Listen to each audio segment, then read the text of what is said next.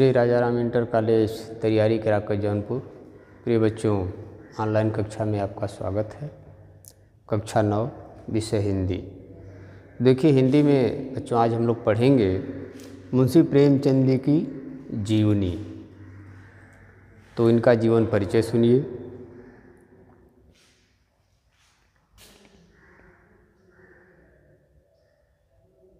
जन्मस्थान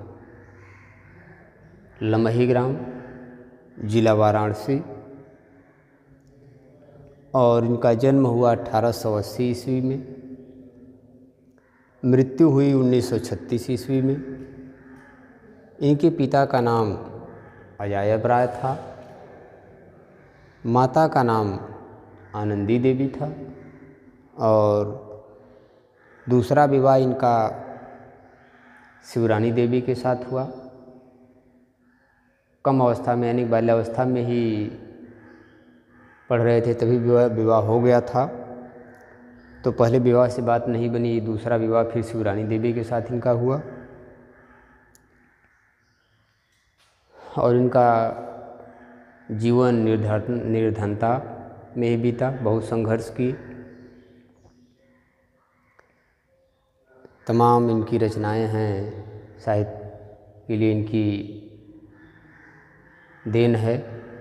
कुछ रचनाएं आपके सामने हैं, उपन्यास और कहानी संग्रह से सभी बताएंगे। इसमें उपन्यास रंगभूमि, कर्मभूमि, कायाकल्प, निर्मला, सेवा सदन, गबन, गोदान इत्यादि। और कहानी संग्रह है प्रेरणा, कफन, प्रेम प्रसून, प्रेम पचीसी, मानसरोवर इत्यादि। ठीक है, और बातें ध्यान से सुनिए।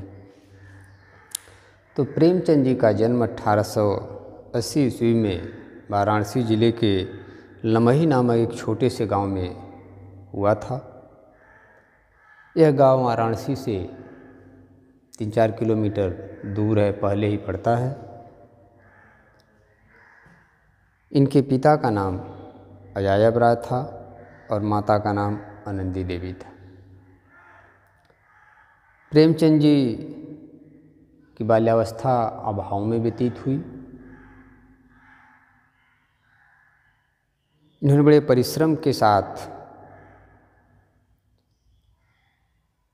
शिक्षा ग्रहण का कार्य अपना किए।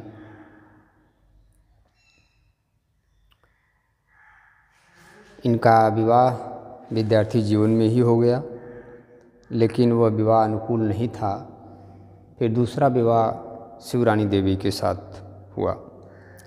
हाई स्कूल की परीक्षा उत्तीर्ण करने के बाद प्रेमचंद जी 20 रुपये मासिक पर एक विद्यालय में अध्यापन कार्य प्रारंभ कर दिए। फिर इसके बाद वह विद्यालय में ही डिप्टी इंस्पेक्टर के पद पर कार्य करने लगे, लेकिन स्वास्थ्य खराब हो जाने के कारण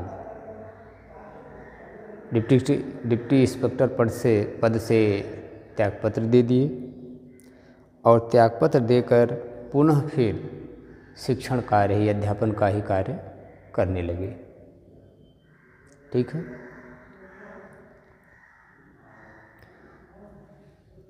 और शिक्षा अध्ययन में बीए की परीक्षा उत्तीर्ण किए। फिर असहयोग आंदोलन जब छिड़ा तो सरकारी नौकरी से त्यागपत्र दे दिए। त्यागपत्र दे करके असहयोग आंदोलन में सम्मिलित हो गए। त्यागपत्र देने के बाद विद्यालय से अलग हो गए, सरकारी सेवा से अपना स्वेच्छा से सेवानिवृत्ति ले लिए। फिर साहित्यिक जीवन में प्रवेश करने पर एक मर्यादा पत्रिका का संपादन प्रारंभ किए। 1.5 वर्ष तक संपादन कार्य करने के बाद फिर काशी विद्यापीठ में चले गए। काशी विद्यापीठ में प्रधान अध्यापक के पद पर वहाँ नियुक्त हुए। इसके बाद अपना खुद प्रेस खोल करके चलाने लगे, जिसमें हंस और जागरण नामक पत्रिका का संपादन किए। तो प्रेस चलाने में इन्हें काफ़ी आर्थिक क्षति उठानी पड़ी,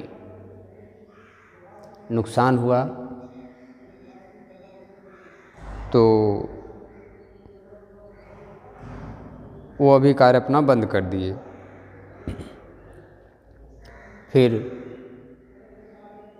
बॉम्बे चले गए और 8,000 रुपये वार्षिक वेतन पर फिल्म कंपनी में नौकरी किए।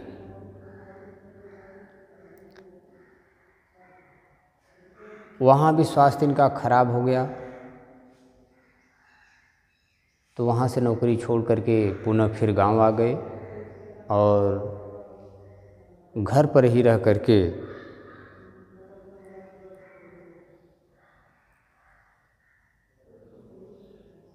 अपना संपादन का कार्य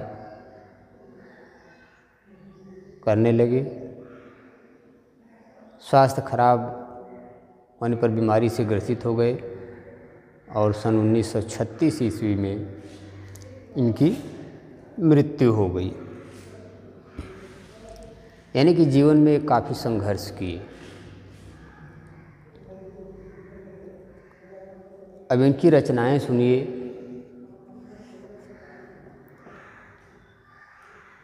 उपन्यास,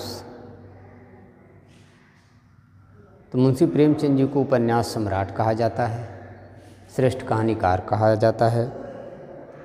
इनके उपन्यास हैं कर्मभूमि, रंगभूमि, कायाकल्प, निर्मला, प्रतिज्ञा, प्रेमाश्रम, वरदान, सेवा सदन, गबन, गोदान इत्यादि।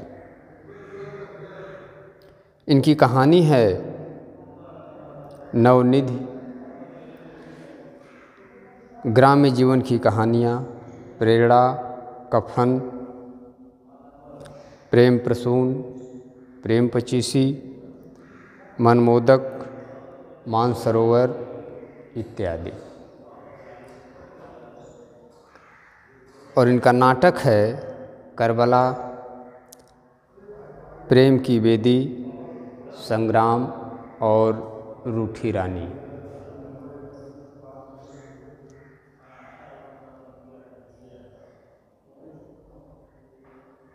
इनका निबंध संग्रह है कुछ विचार के नाम से।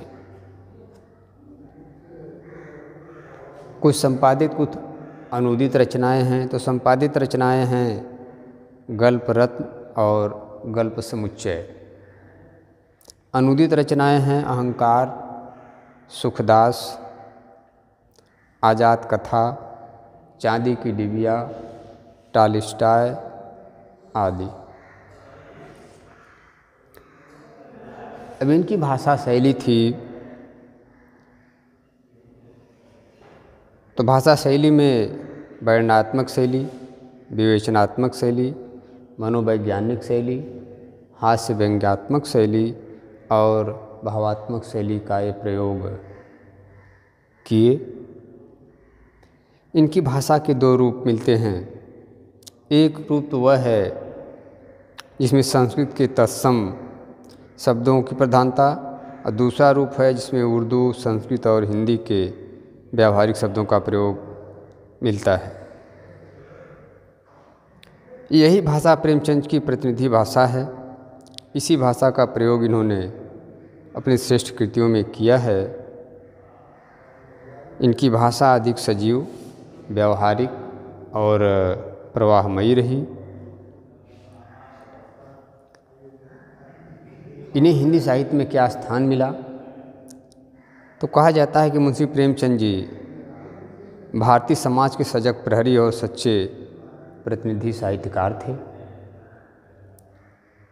इनके साहित्य में सामाजिक बंधनों में छटपटाती हुई नारी की वेदना, वर्ण व्यवस्था की कठोरता, किसानों की दीन दशा और हरिजनों की पीड़ा के मर्मस्पर्शी चित्र उपस्थित हैं। ये श्रेष्ठ कथाकार, उपन्यासकार, कहानीकार थे। ठीक है। तो यहाँ आपके पाठ्यक्रम में मंत्र नाम की इनकी एक कहानी है, जो कि